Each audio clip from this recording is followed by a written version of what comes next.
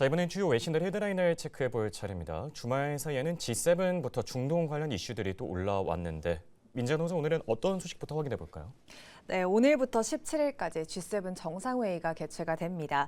이렇게 미국과 이란의 종전 협상 관련해서 급물살을 타고 있는 가운데 이 주요 7개국 G7 정상들이 프랑스 에베앙에 모여서 머리를 맞대게 되었습니다.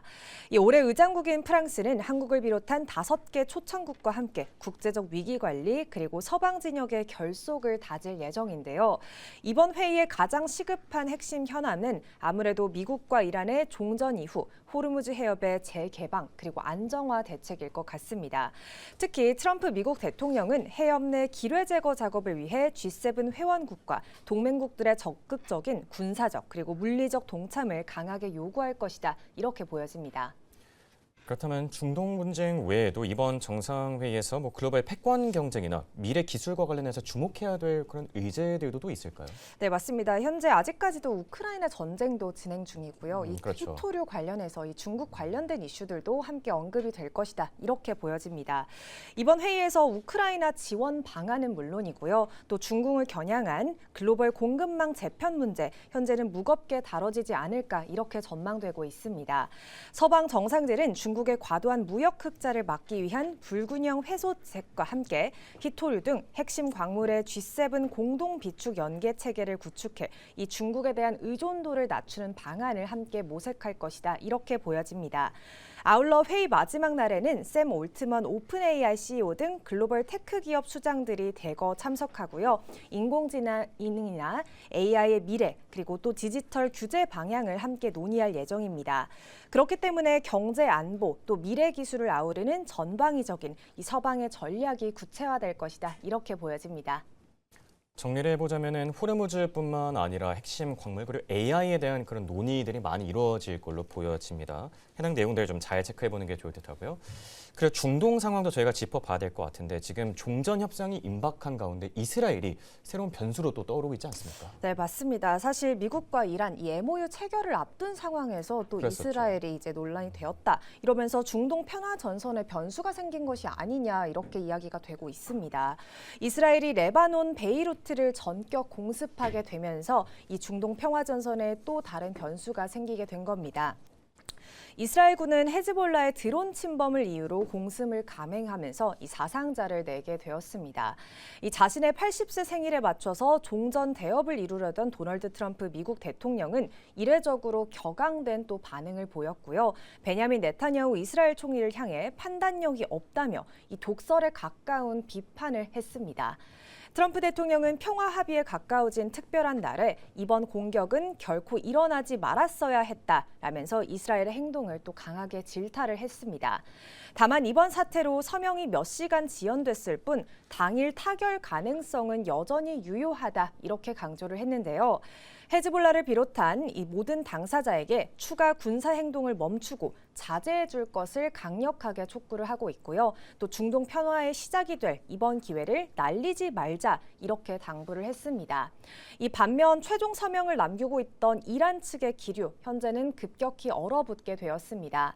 이란 지도부는 이번 공습을 두고 미국이 약속을 이행할 의지나 또 동맹국을 통제할 능력이 부족하다라는 증거라면서 강하게 비판을 했는데요. 이란 의회 측은 이스라엘을 단속하지 못한다면 향후 합의 이행은 불가능할 것이다라는 거친 결고까지 남기게 되면서 이 눈앞에 다가왔던 중동 평화 협상, 이제는 다시 한번 유혈 분쟁의 도화선이 될지 현재는 다시 한번 또 긴장감이 고조되고 있는 모습입니다. 참 이게 트럼프 대통령도 본인의 생일에 맞춰서 좀 큰 그림을 그리고 있었던 것 같은데 네타냐후 총리에게 좀 이 아쉬운 마음이 들지 않을까 생각이 드는 대목이기도 합니다. 끝으로 지난주 증시의 주인공이라고 하면 단연 스페이스 X를 꼽을 수 있지 않을까 싶은데 시장의 분위기가 지난주는 어떠했었나요? 네, 일론 머스크 이 스페이스 X가 공모가 대비 19% 이상 폭등하게 되면서 $160, $161 선에서 거래를 마친 모습이었는데요. 그러면서 화려하게 뉴욕 증시에 입성을 했습니다. 이 단숨에 시가총액 $2조 돌파한 스페이스 X, 이제는 알파벳 그리고 아마존의 뒤를 이어 글로벌 시총 6위 자리에 당당하게 이름을 자금을 올린 모습이었습니다. 이로써 머스크는 시총 상위 10위권 내 스페이스 X 그리고 테슬라라는 두 개의 거대 기업을 동시에 이끄는 이 전무후무한 CEO가 되었고요.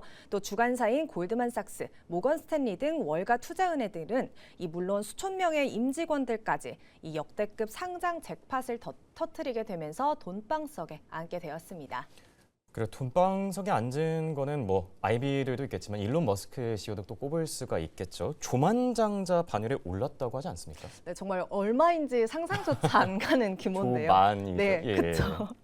이번 상장으로 머스크의 총 자산이 무려 1조 500억 달러가 되었다고 합니다. 하나로 따졌을 때는 1,594조 원을 기록하게 된 건데요. 그러면서 인류 역사상 첫 조만장자가 되었습니다. 이 대만이나 싱가포르 같은 웬만한 주요 국가들의 연 GDP를 웃도는 수준이고요. 세계 부호 2위부터 4위까지의 자산을 모두 합친 것보다도 많은 액수라고 합니다. 이 매일 400억 원씩 100년을 써도 다 쓰지 못할 이 압도적인 자산 규모가 미국의 나사 연간 예산을 단 3%만으로도 충당할 수 있는 그런 규모라고 하는데요. 그렇기 때문에 이제 앞으로 우주 개척을 향한 머스크의 개인적인 영향력 더욱더 막강해지지 않을까 이렇게 보여집니다. 자, 이렇게 스페이스X 관련 소식들까지 체크해봤고요. 내일 장은 어떻게 준비하는 게 좋을까요? 표를 통해서 같이 한번 확인해 보시죠. G7 정상회의에서 논의될 내용들 잘 체크해보는 게 좋을 듯합니다. 호르무즈부터 핵심 광물에 대한 내용들이 나올 걸로 예상이 되고요. 또 산업 생산과 함께 뉴욕 제조업 지수까지 경제 지표들 잘 챙겨보시길 바랍니다.